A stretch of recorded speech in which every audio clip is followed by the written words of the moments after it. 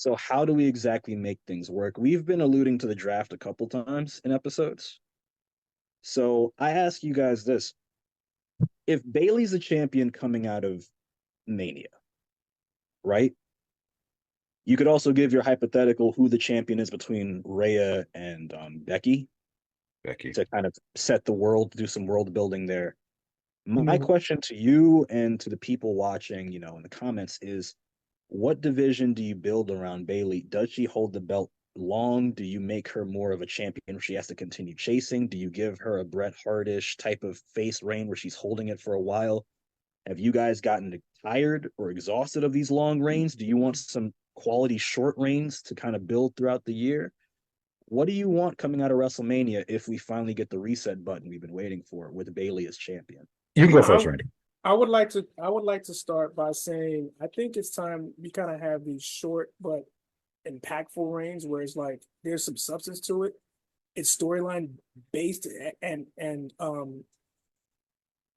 there's a word that you use, prestige merited. Because when we talk about championships, a lot of their motivations have to be in terms of either prestige or character driven. So I do think that we need a healthy dose of both in order to carry on the way the women that's on the SmackDown roster are. Because when you look at that, there's a Tiffany Stratton. Like SmackDown's loaded. Like you got Charlotte, you got Tiffany Stratton, you got Naomi, you got Bianca, you got Iyo Sky, Asuka, basically Damage Jade. Control, Jade. Like it's stars studded. It's like you have the dream team of women on your roster, especially for SmackDown. And you have a golden ticket to basically see how you can basically, immerse yourself in terms of all these women. A lot of those women that I just named have a credence or an actual legit right to become champion. Iyo Especially Sky, Bianca. especially Bianca. So now when you immerse her into this storyline, there's a lot of ways you can skin this cat. Obviously, some could allude to, Bianca teaming up with Naomi for to take away the tag team titles from, the Kabuki Warriors, which is the easy way out. But for me, I think it's time for a little bit of an edge being given to Bianca Belair. And, don't get me wrong, like she'll probably do the right thing in terms of helping out, but when it just give Bianca the Roman push. She already had the Roman push, No, if you no, think about she it. had the Cena push. She didn't have the Roman push yet. I mean, what push did Roman have when he was originally Roman? Right, Right. All right, right. then. You're right. You're right. Fair point. Fair point. But Damn it, Terry Bollea.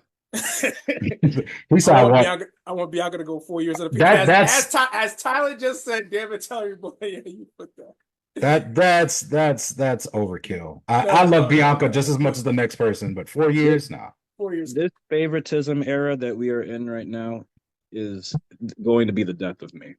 Yeah, Oh boy. It's overkill. but Go but ahead, but finish. yeah, but like to have these kind of short stories and I won't say hot potato, but like let's say for now, like Blade does win it. I would like Bianca to be in that picture because essentially her story is still not done with her, really. So you could continue that to test to see where Billy's face run's going to go as champion. And then this could basically help build Bianca in the sense where it's like when she's chasing, it makes her much of a viable threat. And then you see everybody else under her, like a Tiffany Stratton. You can use her in terms of seeing where she is from her youth and how she's caught up to this roster. Jade as a test to see if she, could be a focal point as a champion on the main roster. And of course, Naomi, who was champion before, but left to basically hone in her game and seeing now where she is now since her TNA reign, you know, and seeing how, she's, as JJ saying this up, and seeing how much she's grown since that departure back. Y'all can't see it, but Tyler has a Bret Hart background with Bret Hart pretty much Yo, putting up his middle finger yo, for the raw crowd. This is oh, I got this to you. Jay, you have to come back in the camera to see it. What happened? You just come back in the camera to see it, and you'll see it. What happened here? What's going on? Tyler's screen. I could unhook this. What's going on, people? What's going on, Brawl? No, we need to unblur this real quick because I'm confused. Let's stop last. What's going on, Vaughn? All right, okay, too late now. It's too late. Yo. Tyler already took it off. It's too late now. Y'all want it back? Okay, hold up. Wait a minute. What? Yeah. We're very unserious here. Yeah. He's giving you the finger. He's flipping you off right now. I'm really not. Bret Hart style. Oh, okay. He's just flipping off whoever he wants to flip off. Reasoning? I need a. You need a reason. So no. The favoritism era. That was what that was for. I think the photo for me is basically where I'm at in life. I'm like that every day. I think that's why I have it. I found it and I thought it was hilarious. And I said, I know the exact circumstance I'm going to use this at. And then I saw a thread on Twitter where somebody was like, who do you think of when you have the WWF Winged Eagle Championship in your face? And I was like, I have so many different photos of Bret I could use, but this is my most recent one. And I know there's not a soul that's going to post this but me. So I posted it. That'll be the one picture I don't take from you. Just because. You oh Jesus Christ. All right. Well, I'll find my own Bret Hart. very, very, very ill timed then. Yeah, I had some errands to run. Unfortunately, we had to cancel last minute a situation. My friend who I happened to, do like a rec league with, he tore his ACL. He's having surgery on Monday. We were supposed to do like a lunch. It got canceled. We're gonna do that tomorrow. So like I'm a little here early-ish, so I don't want to interrupt. You know what I mean? I feel like it'll be disingenuous of me to pop in late and be like, wapa, like on some George Lopez. I heard you cooking on AEW. Some points, yeah. Other points we'll get to later. Bianca story, respect it. Brawler Nation, what's up? Yeah, I'll see you next week. I was about to say you cut Randy off because Randy was in the middle of his Yeah, no, he's been thing. going off. I came in. No, he's cooking. The first thing I heard was just him stuttering, and then that's when I realized that we got the stuttering from our pops. Like I walked upstairs and I heard and then he got into a diatribe. I think it was around the time of AEW, and then he started getting animated, and I was like, you know what? I'll say what's up a little later, or maybe not at all. But I did want to show my face at least. Brawler Nation, We appreciate you.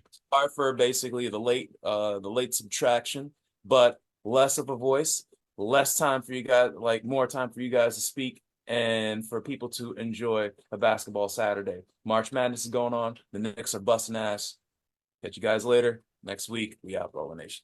Now continue. Goodbye, red velvet jacket. Oh God. This is such an unserious but serious podcast. All right, Randall, you can finish up your final thoughts before I pivot to myself. Not pretty much good, man. Like all I wanted to do is just say the fact that short but quality, prestigious reigns. Yeah. Okay. That's what we need. So for me, I'm always on the side of whatever makes sense. What's going to make the best possible sense of any story with a title reign? Maybe Bayley's story is more prone to a shorter title reign. Maybe it's more prone to a longer title reign. But here's the thing, and I don't fear this about WWE right now, and this says a lot about the management and how everything's been going the past couple of months. I don't fear that a Jade Cargill is going to come in and win a title, similar to how we were just talking about AEW. So I don't fear that. I don't fear that somebody, let's just say, that doesn't really make sense, or we're not going to give Bayley her proper due. So I don't fear that Bayley's not going to get her proper due, and I do have her winning in 2 weeks. But I think for this particular story, I'm not going to say a lengthy title reign. I'm not going to say a short title reign, but something decent to where it's still a memorable reign.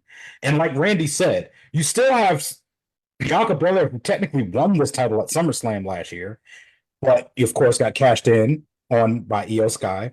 You've got all these star-studded people on SmackDown. You have Zelina Vega right there, who's had and she had one off, and I knew that was going to happen to her. I knew it was going to happen that she would have that match in Puerto Rico, and then it would be right back to managerial stuff. But I digress from that. I have something for that. Okay. Again, we have.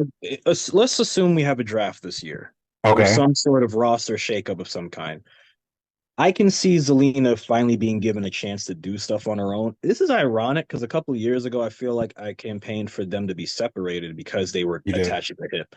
But if she gets moved over in the draft and separated from the LWO and aligned with Andrade, you could see a scenario where I don't necessarily think Zelina and Andrade have to be together, but in this situation, because there's a different management and she's not just stuck at that position as being a manager, I feel like those two could basically be like a duo for the first time, where like you actually can consider Zelina to be a contender for a championship while also helping Andrade. You could have Andrade being in Zelina's corner for certain matches to even the odds, especially with Rhea as champion right now, right? I got a hot take on that match, but I'll let you finish. I'm just saying, like, you could have a scenario where like it's more of a we're helping each other out as opposed to the original arrangement where it was Zelina helping Andrade get his career together, like from the NXT story. But another thing I was thinking of was like, because I don't want Asuka to lose for the 7th time in a row at WrestleMania. Jesus Christ. If they do Bianca and Naomi versus the Kabuki Warriors, I want them to lose. I want Bianca and Naomi to lose. And I want it to be a situation where, because Bianca and Naomi don't agree with each other in terms of the Bayley thing and how to go about damage control as of right now, I would like that to be the segue for Jade to step in. Because imagine Naomi sitting here like, Bianca, come on now. And Bianca's mad they lost and she blames Naomi. And, Jade is like, seems like you need an upgrade. Whoa. You got too much dip on your chip. Wait a minute. You got too much. No, but hear me out. No. I'm letting you cook. But I'm telling you, you got too much dip on your chip because you got to save that for next week. I like it. I like where it's going. Real quick. Matt said for time. He said for you to say that Matt was right about Bianca. No. He called it. What? When did I disagree? What are we talking about? I'm guessing he thought that you disagreed. I guess I don't know. I didn't I said that there's going to be a character change for Bianca, whether it's face, heel, in between. I said a character change. I've been saying this even months before they foreshadowed this. Like back in the summer, I said she needed this. What I'm saying is, if you have a situation where that storyline goes that way, where Bianca gets her first Mania loss, she loses her first championship match at Mania, and she's already been on the fence about Naomi for a few weeks because of this. And Jade goes, it looks like you need an upgrade.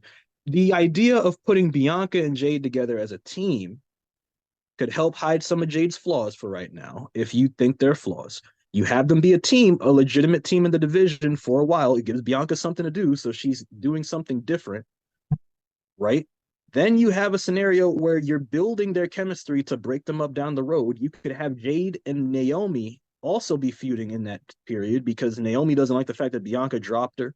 So she's fighting those two, looking for a new partner. I'm just saying there's potential there for that story to blossom. That way, some other people can get some love, because you could have Bayley versus Tiffany Stratton. You could have Bayley versus Michin. You could have Bayley versus Dakota, Iyo, Kyrie, and Asuka. Yeah, you're okay. So basically, you're kind of proving what I was gonna say, because I was just like, listen, my thing is this: I don't want it to be to a point where it's like, at least with Bianca, and I agree with you. I like that idea. I like the idea of let this whole Bayley thing really consume her. Because it's like, okay, her and Naomi you could clearly see they're at odds right now. Clearly. Naomi is a little more right. They're in a disagreement. Let's say that. They're in a disagreement. Bianca is like, listen, that girl brought it on herself. I don't want nothing to do with her. I ain't helping her. I ain't on that. Naomi is more sympathetic, where she's like, you know what? Hear her out. Let's see what she has to say, all this type of stuff. So I agree with that pitch for that story. But coming back to the original point that we were talking about, because you had too much dip on your chip, Tyler. A little too much. A little too much. I agree with you, but too much. Seasoning. Too much dip on your chip. Seasoning. I don't know what you're talking about, man. Too much salsa. You just don't want. You just feel guilty about the itis because you know it tastes good. I haven't had nachos in so long. But